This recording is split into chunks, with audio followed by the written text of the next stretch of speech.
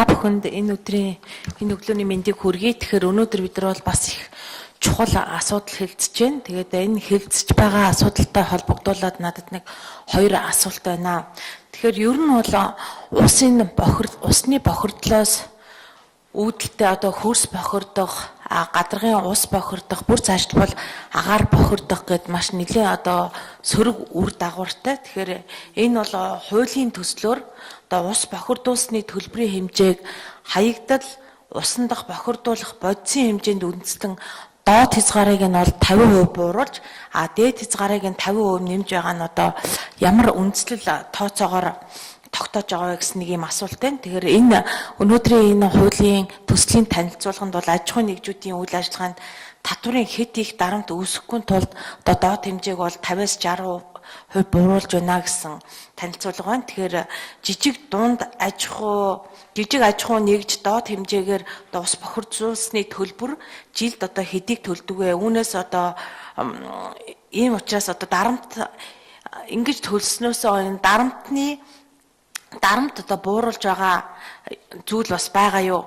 Энэ дээр бол одоо бас тооцоо судалгаа хийгдсэн байгаа юу гэсэн нэг юм асуулт байна. Нөгөөтэйгүр ус бохирдуулсны төлбөрийн орлогыг одоо байгаль орчин уур амьсгалын санд төвлөрүүлж байгаа. Тэгэхээр энэ төсөл өнөөдөр батлагдсанараа тус санд бол жилд 3.9 тэрбум төгрөх ийм тооцоо гарсан байгаа. Тэгэхээр ер нь бол энэ ус бохирдуулсны төлбөрийн орлого, байгалийн нөөц ашигласны төлбөр бүгд одоо байгаль орчноо хамгаалах, эргээд нөхөн сэргээх зорилттой байдаг. Тэгээд олон удаагийн одоо бас судалгаа та бүгдийн бас танилцуулган дээр эргээд энэ маань яг зорилтоороо ашиглагдаж чадахгүй байгааг бас тайлбарлаж байсан. Тэгэхээр энэ бол гүйцэтгэл нь бүр 43.5 гэжсэн. Тэгэхээр энэ хэмжээгээр бол нөхөн сэргээлт, хамгаалалт дутуу хийгдэж байна гэсэн үг. Тэгэхээр энэ 3.9 тэрбум төгрөг төвлөрөөд цаашаа зарцуулагдах нь одоо яг 100% эргээд энэ зориултаараа зарцуулагдахаар тооцоо хийгдсэн байгаа юу? Мөн одоо ус бохирдуулсны төлбөрийн орлого төвлөрч байгаа. Байгаль орчин уур амьсгалын санд одоо 2017 онд хэдийн хэмжээний мөнгө төвлөрсөн бэ? Энэ нь бол одоо яг зориултаараа зарцуулагдсан байгаа юу? Энэ дээр бол дахиж судалгаа шинжилгээ хийсэн байгаа юу гэсэн нэг ийм асуулт байна. Баярлалаа. За санаа гүшүүнд баярлалаа. Хэн хариулахаар байна асуултанд? 3 дугаар микрофон.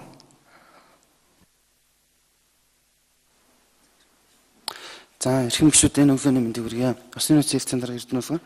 За Саранжмын гишүүний асуултанд дээд доод үнийн хязгаарыг бол өөрчилсөн байгаа. Доод үнийн хязгаарыг багасгаснаар нэг аж ахуй нэгж дээр очих эдийн засгийн одоо тэр дарамтыг 2.5 дахин бууруулсан гэсэн юм тооцоо судалгаа байж байгаа.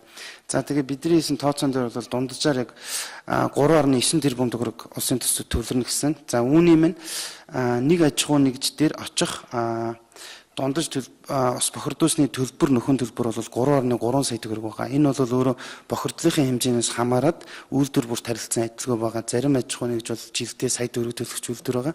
Зарим нь бол 70, 80, 100 сая төгрөг төлөх үйлдвэр байгаа. Тэр маань бол харьгаа цэвэрлэх байгууламжид аялал усаа нийлүүлдэг арьс ирний үйлдвэрүүдээр бол бохирдлын хэмжээнээс хамаарат бол төлбөр бол харьцангуй өндөр байгаа.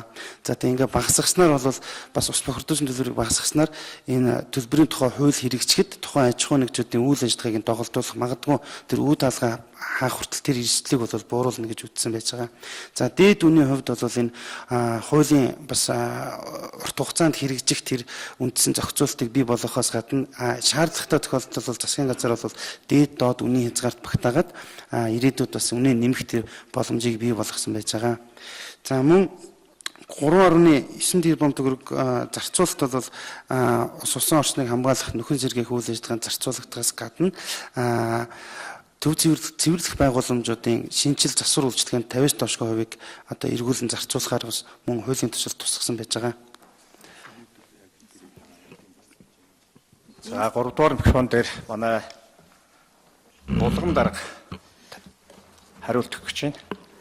Тодруулаа. За Саранжмын гишүүний асуултанд тодруулах, сантай холбоотой тодруулах хэлье. Тэгэхээр байгалийн нөөц ашигласны төлбөрийн тухай хуулиар ус ашигласны төлбөр одоо 100% орон нутгийн төсөвт бол төвлөрч тэндээ бол зарцуулагдж байгаа таны сая хэлснээр тэр 43% бэлтээ байна. Тэгэхээр яамны зүгээс бас энэ байгалийн нөөцийг хамгаалах, усан орчныг хамгаалахтай холбоотой одоо зардлыг нэмэгдүүлэх талаар орон нутгтаа засаг даргатаа байгуулсан гэрэн дээр бол нэлээд тодорхой зааж өгч бас шат чадандаа бас одоо аудит гүйцэтгэлийн болон гүйцэтгэлийн аудит хийх замаар одоо бас тэр ажлыг одоо сайжруулна гэж бол төлөвлөж ажиллаж байна. За энэ ус бохирдуулсны төлбөрийн орлого бол байгаль хамгаалах байгаль орчин уур амьсгалын санд орно. За одоогийн байдлаар бол хууль маань бол энэ холбогдох журмууд нь одоо бас батлагдаагүй учраас хараахан бод энэ санд бол бохирдуулсны төлбөрийн орлого бол төвлөрөөгүй байгаа. Тэгэхээр энэ хуульд оруулах нэмэлт өөрчлөлтөөрөө бид илүү одоо бас аж ахуйн нэгжийг дэмжих эргээд одоо бас цэвэрлэх байгууламжийн үйл ажиллагааг одоо бас дэмжиж хөрөнгө оруулалтыг одоо нэмэгдүүлэх чиглэлээр эдийн засгийн хөшүүргийн зохицуулалт орж байгаа учраас одоо бас энэ хууль маань бас хэрэгжих нөхцөл нь одоо сайжирна гэж үзэж байна. Баярлалаа. Саранчмын гишүүн тодруулга байгаа юу?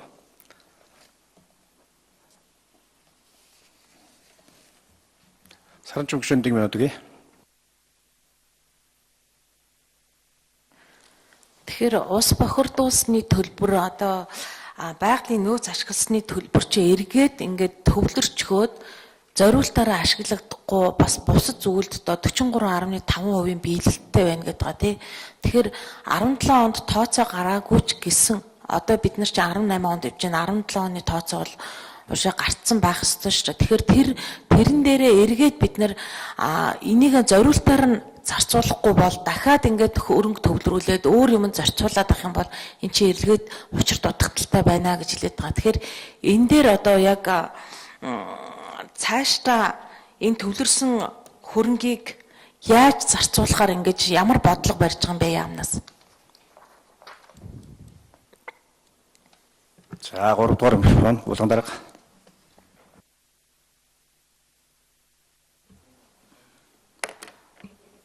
За асуултанд тодруулга хий. Одоо байгаль орчин уур амьсгалын санд одоо төвлөрснөөр энэ маань бол одоо сайдын эрхлэх асуудлын хүрээний сан байгаа. Тэгэхээр одоо 100% энэ бохирдуулсны төлбөрөөс орох одоо төлбөрийн орлогыг бид бол яг байгаль хамгаалах арга хэмжээнд бол зарцуулах нөхцөл одоо бүрдэх юм аа. За тэгээд яг хууль бол онцлог зааж өгсөн байгаа.